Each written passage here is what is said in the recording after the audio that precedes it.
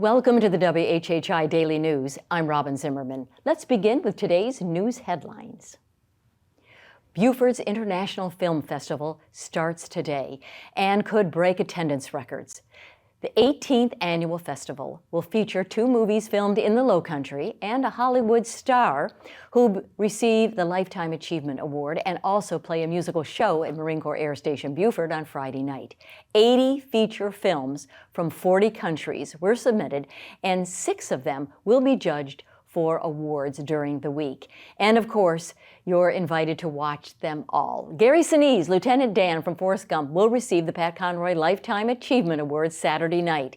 His Lieutenant Dan Band will perform Friday night in the Marine Corps Air Station Beaufort. And the 2 films shot in the Lowcountry are The Final Run, about liquor smugglers in the Lowcountry, and The Spirit of Beaufort, Remembering Forrest Gump, will debut on the 30th anniversary year of the original movie's release.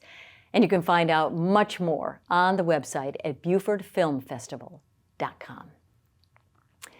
Well, you've probably seen or heard about the free little libraries around the country, a little bigger than a mailbox, that contain books for you to trade one of for yours. Take a book, leave a book has always been the motto of these little treasures, and the Hilton Head Island Rotary Club has put one of those libraries on the Hilton Head campus of USCB.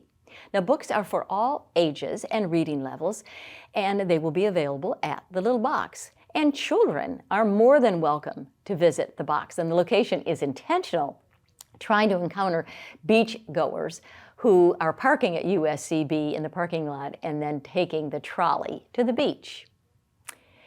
In the first 6 weeks of the new year, 5 North Atlantic right whales have been killed or critically injured, many of them near us. And with only about 360 of them left, of which only 70 are actively reproductive females, there are calls for tighter enforcement of laws over boat strikes and nets that are killing the species quicker than it can reproduce. A necropsy of the whale killed off of Tybee Island speculates that she was killed by a boat strike.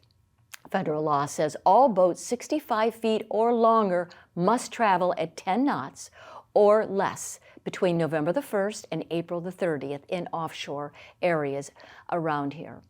Now, national conservation organizations are trying to get the laws expanded to smaller boats and slower speeds in the breeding grounds off our South Carolina coast. And finally, it is February, and you can start filing your tax returns now. The Beaufort County Library System is continuing its annual free tax prep assistance program run by the AARP and the Lowcountry Area Volunteer Income Tax Assistance Group. Now, the target groups to get help are those making under $64,000 a year, those who are 60 or older, and those who are disabled, and those who have limited English skills. You can call the Hilton Head or the Bluffton Libraries, their branches, to schedule an appointment. For more information on these stories and many more, please check out the media sources listed on your screen, and remember to follow us on Facebook and Twitter, and check out our website at WHHI-TV.com. And if you have a news tip, a story idea, or even a cool weather photo, you can just email it to us, or anything else you'd like to, at news@WHHI-TV.com. And now we've had a lot going on in sports, so Justin Jarrett will give us an update. Justin? Hey, it's time for Last Night in the Lowco on WHHI, powered by LowcoSports.com. The February frenzy of the high school basketball playoffs kept cranking last night, and the Hampton County boys were back in Estill for a third-round Class 2A matchup with Andrew Jackson, and it was a certified Donnybrook.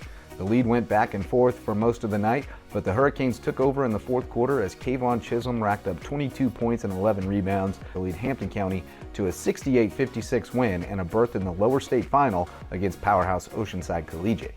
Round 2 of the SCISA state tournament was on tap last night, and we had a rare home game, but it didn't go well for the home team. Hilton Head Christian Academy's girls were in top form to open their bid for a 6th consecutive state title, as Mya Hutchinson poured in 31 points and Devon Yarde added 22 to power the Eagles to a 71-21 rout of Hilton Head Prep. You can see more highlights from both games, as well as an interview with Yarde on last night's episode of the Lowco Sports Lowdown, now streaming on demand on the Lowco Media Network on YouTube. HHCA can still face a familiar foe in the championship game because John Paul II's girls rolled into the state semifinals for the first time with a 44-31 win over Florence Christian behind 24 points and 16 rebounds from Brady Mahoney. The girls from Patrick Henry stayed alive in the SCISA 2A bracket with a 48-45 win over St. John's Christian Academy, getting 16 points and 6 rebounds from Sequoia Sexton to lead the way.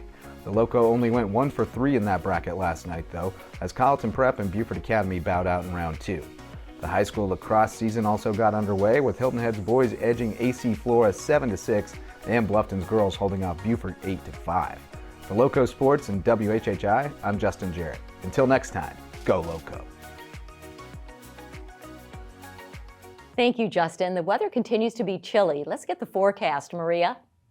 Thanks, Robyn. Yep, so taking a look ahead, it does look like we'll see plenty of sunshine throughout this week with warmer temperatures, and we are going to see some rain by the end of the week. But taking a look at Wednesday, it's going to be sunny with Hilton Head having a high of 60, a low of 41, Bluffton's have a high of 62, a low of 37, and Beaufort's have a high of 61, a low of 38.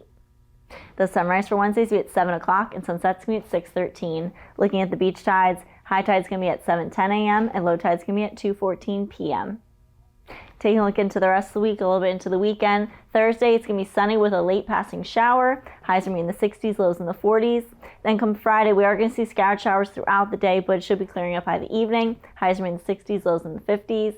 And then come Saturday, it's supposed to be sunny with highs in the 60s and lows in the 40s again. That's it for today. Let's head it back to the desk. Coming up after the break, we'll find out about a new location for Meals on Wheels. Stay tuned.